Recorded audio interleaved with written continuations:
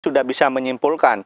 Salah satu poin tidak tercukupi, itu berarti tidak bisa dikatakan ini produk organik. Ini produk yang ya semi ya, yang sudah tercemar misalnya, yang ada cemarannya, yang kita tidak bisa menggaransi bahwa produk ini benar-benar sehat, benar-benar bebas dari bahan-bahan berbahaya bagi kita semua. Sobat Kebun, jumpa lagi dengan saya Robian di channel Top Dewi. Pada kesempatan ini kita akan berbagi ilmu kepada sobat semua tentang cara menginspeksi pangan organik bersertifikat. Lewat video ini dipastikan sobat semua nanti bisa membedakan, bisa menginspeksi, bisa menyimpulkan ini produk pangan organik bersertifikat atau abal-abal. Dipersembahkan oleh Top Dewi, teknologi pangan organik, pupuk dan hormon. Sobat Kebun, tonton terus video kita ya. Oke, Sobat Kebun, seperti saya sudah sampaikan di awal tadi bahwa pada kesempatan ini kita akan berbagi kepada sobat semua tentang cara menginspeksi pangan organik bersertifikat. Dengan ini nanti sobat bisa membedakan antara pangan organik asli dan pangan organik abal-abal. Ikuti terus video kita. Dan bagi yang baru datang di channel Top Dewi ini, kita informasikan bahwa channel ini berisi tentang teknologi pertanian organik milenial.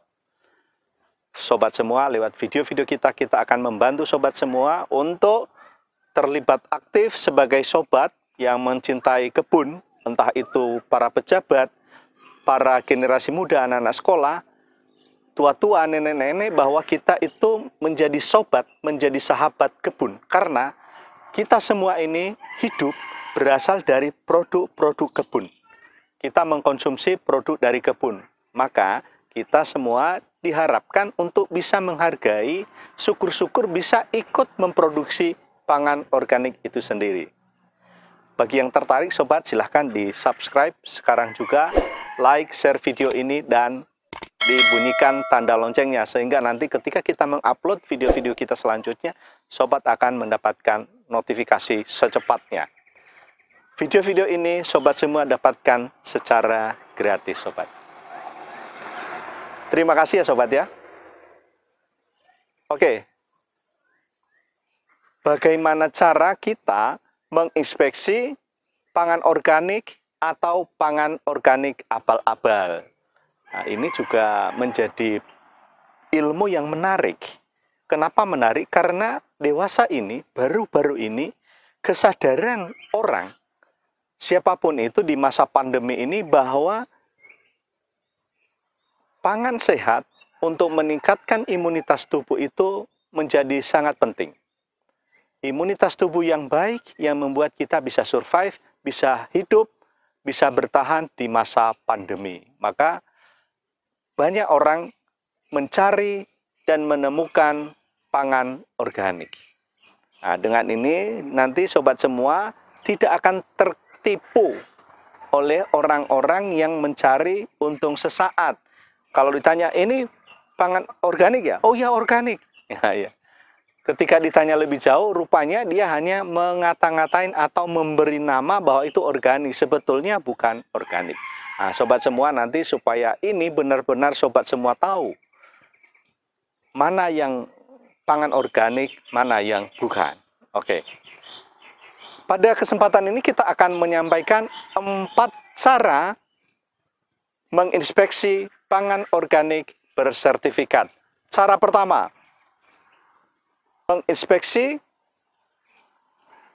proses produksi pangan organiknya. Jadi itu dimulai ada 4 poin yang perlu kita ketahui dalam hal ini, bagaimana itu proses produksinya berlangsung. Pertama, kita harus menanyakan dulu, ini bibitnya berasal dari mana?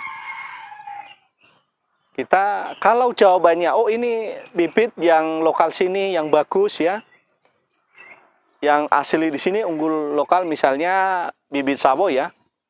Ini, oh ini sawo lokal kita yang asli lokal sini unggul ya. Oh berarti itu kita centang, ting, ini berarti tanda pertama ini, berarti ini organiknya masuk. Tapi ada yang jawaban begitu bangganya mengatakan, wah ini produk import, ini yang hasil rekayasa, yang membuat sawo ini bisa warna-warni, bisa lebih bagus, bisa lebih ini, lebih itu ya. Nah ini kita bisa menandai berarti ini bibitnya berasal dari hasil rekayasa genetika. Berarti ini dicoret. Ini berarti tidak masuk di golongan pangan organik hasilnya sawonya nanti. Ini kenapa sobat? Ya, seperti kita ketahui bersama bahwa hasil rekayasa genetika ini juga mengakibatkan dampak yang baik, tetapi juga tidak lepas dari dampak negatif. Misalnya kita sudah ketahui bersama bahwa dalam hasil riset akhir-akhir ini, misalnya kedelai, hasil rekayasa genetika dengan kedelai lokal itu ketika diuji coba di tikus putih, itu yang hasil rekayasa genetika itu tikus yang mengkonsumsinya umurnya lebih pendek daripada tikus yang makan hasil kedelai yang tanpa rekayasa genetika atau GMO. Itu sobat. Jadi langkah pertama tadi sobat, kita menginspeksi bibitnya itu benar-benar bibit asli atau hasil rekayasa genetika. Yang kedua sobat, kita menanyakan lebih jauh, oh ini bibitnya atau tanamannya ini sistem perawatannya menggunakan pupuk apa ya Pak? Oh pupuk, oh pupuknya ini saya beli di toko, yang toko pertanian yang putih-putih atau apa itu, yang putih-putih atau yang biru-biru itu. Nah ini kita bisa mempertanyakan, ini berarti dia menggunakan pupuk yang berbahan sintetis, dia beli dari toko pertanian, berarti ini kita coret, ini bukan pangan organik. Tapi kalau dia bilang, wah ini pupuknya saya buat sendiri Pak, kita belajar membuat pupuk organik sendiri yang kita bisa buat, kita ambil dari lokal sini, dan rupanya hasilnya lebih bagus Pak. Kita maksudnya itu biar tidak menggunakan bahan-bahan yang sintetis. Nah ini berarti ini dicentang, ini berarti prosesnya proses organik. Setelah pupuk, kita beralih, kita menanyakan, oh iya Pak, biasanya di tanaman ini kalau ada hama penyakit, Bapak melakukan pencegahannya seperti apa atau pengobatannya seperti apa? Wah, saya cari obat yang di toko pertanian juga Pak, yang bahan-bahannya itu dari luar itu loh Pak, bahannya itu ada, itu yang kimia-kimia itu Pak, karena itu lebih efektif. Nah ini, ketika kita mendapatkan jawaban bahan-bahan pestisida yang sintetis, kita juga coret. Tapi kalau dia bilang, wah kalau pupuknya sih saya buat Pak, saya buat sendiri, tapi kalau hama ini karena saya belum tahu, saya cari aja obat yang di toko, termasuk juga itu tidak. Atau dia bilang, oh ini kalau hamanya ini Pak, saya juga untuk mencegah hama itu saya buat obat pestisida sendiri Pak, dari bahan-bahan alami. Misalnya daun pepaya, misalnya daun daun sirsat, buah mahoni, daun mimba. Oh itu dibuat sendiri, kita buat sendiri untuk mencegah hamanya. Nah, ini berarti kita bisa centang, oh berarti ini diperlakukannya dalam pencegahan hama penyakit menggunakan pestisida yang alami, berarti ini masuk golongan organik. Terus yang selanjutnya, Pak, ini dari proses kita bisa menanyakan lagi masa konversinya.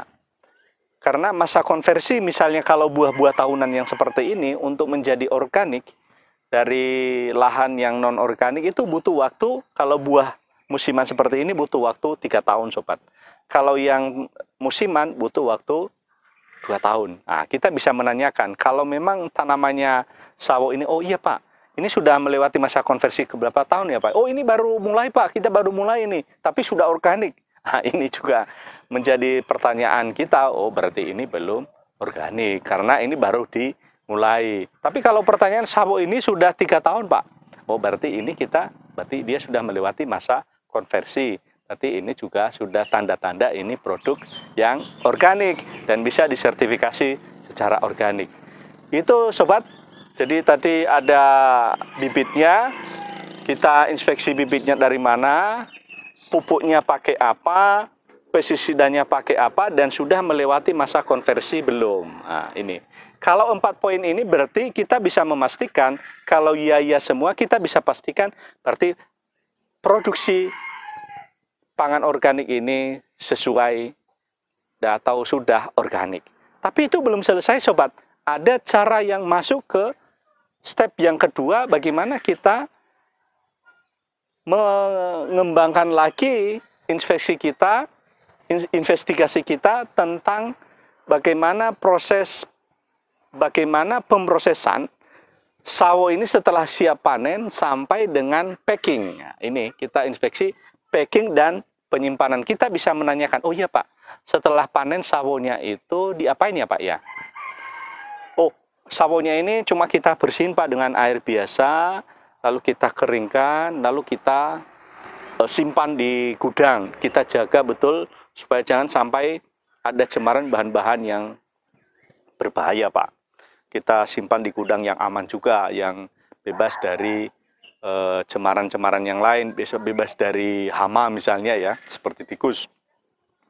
Berarti poin ini kita bisa menyimpulkan, oh prosesnya sudah benar. Tetapi kalau dia bilang, oh iya Pak, kita panen sawo ini, terus kita cuci di air bersih, lalu kita celupkan di bahan yang membuat sawo ini aman, awet, sehingga tidak cepat busuk Pak. Bahan yang mengawetkan itu loh Pak, kita beli itu biar awet ya, kita beli di toko pertanian itu juga dianjurkan supaya sawonya tidak cepat busuk misalnya. Ah ini kita bisa menanyakan lebih jauh lagi bahannya apa ya Pak ya. Oh saya lupa ya Pak. Oh kita bisa mendapatkan labelnya. Kalau kita mendapatkan ini bahan-bahan sintetis, berarti ini juga proses dalam pemrosesannya juga tidak benar bahannya itu. Setelah pemrosesan sudah benar, dari tadi bahan-bahan yang digunakan untuk pembersihan misalnya, bagaimana dia packing dan bagaimana menyimpan, ini juga harus diperhatikan. Jadi ada 3 poin yang perlu kita tanyakan, perlu kita investigasi lebih jauh tentang bahan-bahan yang dimasukkan dalam prosesnya, proses packingannya, dan penyimpanan di gudang. Nah ini sobat. Kalau ini sudah benar, berarti pemrosesannya sudah sesuai dengan SOP yang organik atau belum. Kalau belum ya berarti itu belum. Oke, sobat, tadi kita masuk pada sekarang cara ketiga menginspeksi pangan organik tadi, pelabelan. Kita bisa mempertanyakan label yang ditempel di produk itu. Pak, ini permisi Pak, ini label organiknya ini diberikan siapa ya Pak ya? Kalau misalnya jawabannya, oh ini diberikan oleh inspektor Pak, yang ada lembaga sertifikasi organik yang menginspeksi bahwa ini produk organik dan akhirnya ini diberi label organik. Berarti kita bisa memastikan proses pelabelan pangan organiknya sudah benar sobat. Tapi kalau dia jawab, oh ini Pak, saya ambil label organik di internet atau ada dari teman, saya cetak sendiri, lalu saya tempelin sendiri Pak, karena semua konsumen sekarang mencari yang namanya pangan yang ada label organik, ya terus saya tempelin Pak, biar meyakinkan konsumen juga. Nah ini juga menjadi tanda-tanda bagi kita, wah ini berarti bukan pangan organik, bukan produknya, karena proses pelabelannya aja udah nggak benar ya sobat ya. Jadi kita perlu menanyakan juga, mempertanyakan ini keaslian ini. Itu sobat. Jadi proses pelabelan ini juga harus dipastikan ada lembaga terkait yang terlibat dalam pelabelan ini. Entah itu eksternal maupun internal kontrol sistemnya. Itu harus ada yang terlibat, bukan dari inisiatif petaninya sendiri atau produsennya sendiri ya. Itu harus ada orang yang terlibat di sana sobat. Sehingga ini memastikan bahwa ini benar-benar organik. Kenapa ini ada sobat? label ini sebetulnya kalau prosesnya sudah benar, itu berarti harus dan layak untuk diberi label organik. Untuk apa? Untuk meyakinkan konsumen bahwa ini memang benar-benar organik, bukan disclaimer sendiri bahwa ini organik. Karena untuk memastikan keamanan, jaminan kualitas, jaminan prosesnya kepada konsumen. Ini bagian dari pertanggungjawaban juga kepercayaan dari konsumen. Yang sebetulnya kalau memang petaninya itu langsung konsumen ngambil tidak perlu label, ya nggak masalah ya. Tapi kalau ada konsumen baru, konsumen yang di luar daripada petaninya itu membutuhkan pelabelan ini sobat yang benar. Cara menginspeksi pangan organik yang keempat adalah pemasarannya, sistem pemasaran. Jadi proses ini dimulai dari tadi setelah belabelan ada penyimpanan di gudang, lalu ada proses selanjutnya sampai ke konsumen itu. Ada yang tahu proses apa sobat? Yaitu proses distribusi sobat. Jadi bagaimana produk yang sudah dilabeli ini didistribusikan kepada konsumen. Jadi proses ini juga menjadi penting sobat. Kenapa? Banyak yang terjadi sayur atau buah yang dipanen yang sudah dilabeli itu cuma ditumpuk aja di kol terbuka, mungkin perjalanan berapa ratus kilo, dan itu banyak cemaran yang terjadi ya, entah polusi atau apalagi yang terjadi. Kena polusi, kena bahan berbahaya yang mengenai pangan organik ini. Jadi bisa sobat semua, seperti apa ya, bisa menanyakan, Pak, produk ini nanti seperti apa Pak untuk proses distribusinya? Oh, saya numpang di kol Pak, kol truk itu yang bawa-bawa pasir misalnya. Karena ini biayanya, karena ini mahal Pak, jauh ya, jadi kita numpang di situ aja, kita siapkan seadanya lah, kita itu masih posisi terbuka ya. Ini juga kita bisa mempertanya, ya ini kok bisa begitu ya? Ini berarti proses pemasaran dalam distribusinya itu belum tepat. Jadi belum bisa dikatakan ini pangan organik. Kenapa? Karena ada kemungkinan terjadi cemaran-cemaran, ya racun ya, polusi yang mengenai pangan organik itu sendiri, sehingga dia tidak benar-benar produk organik. Tapi kalau jawabannya, oh ini Pak, kita punya punya kendaraan sendiri untuk mengantarnya, kita dari gudang perlakuannya spesifik, kita udah packing rapat, dan kita masukkan di kendaraan, kita tutup juga, sehingga hasil pangan ini aman dari polusi Pak. Kita punya kendaraan tertutup juga Pak. Wah, ini dipastikan berarti ini pangan organik sobat. Jadi proses tadi keempat tadi, mulai dari produksi, pemrosesan, pelabelan, dan pemasaran ini harus tercukupi semua. Bagaimana kalau salah satu poin dari setiap cara tadi ini tidak terjadi? Maka ini kita bisa mempertanyakan ini organik atau tidak. Tentu sobat semua dengan poin-poin tadi per cara tadi ini sudah bisa menyimpulkan. Salah satu poin tidak tercukupi, itu berarti tidak bisa dikatakan ini produk organik. Ini produk yang ya semi ya, yang sudah tercemar misalnya, yang ada cemarannya, yang kita tidak bisa menggaransi bahwa produk ini benar-benar sehat, benar-benar bebas dari bahan-bahan berbahaya bagi kita semua. Jadi kenapa ini menjadi penting sobat? Karena pangan organik yang sehat itu dibutuhkan oleh tubuh kita, dan pangan yang berbahaya, yang tercemar oleh bahan berbahaya ini juga tentu juga akan membahayakan diri kita sendiri. Itu sobat kenapa semua sekarang beralih ke pangan organik, karena tubuh kita membutuhkan pangan yang sehat, pangan yang bebas dari cemaran, pangan yang bebas dari residu, pangan yang bebas dari racun, dan itu diperoleh dari pangan organik. Dan bukan cuma itu saja sobat, karena ini prosesnya benar dari lahan tadi sampai dengan distribusinya, maka ini dipastikan minimal ada 3 hal positif, perubahan signifikan yang terjadi. Minimal lahannya tetap terjaga, tetap sehat, sustainable, produknya terjamin kualitasnya, kesehatannya, dan juga lingkungannya pasti lebih sehat. Oke sobat, demikian saja penyampaian kita bagaimana kita menginspeksi pangan organik bersertifikat asli atau abal-abal. Semoga bermanfaat sobat. Bagi yang belum subscribe, silahkan di-subscribe sekarang juga, share, like video ini, dan juga ditekan tombol loncengnya. Nantikan video-video kita selanjutnya. Saya Robien di channel Top DW.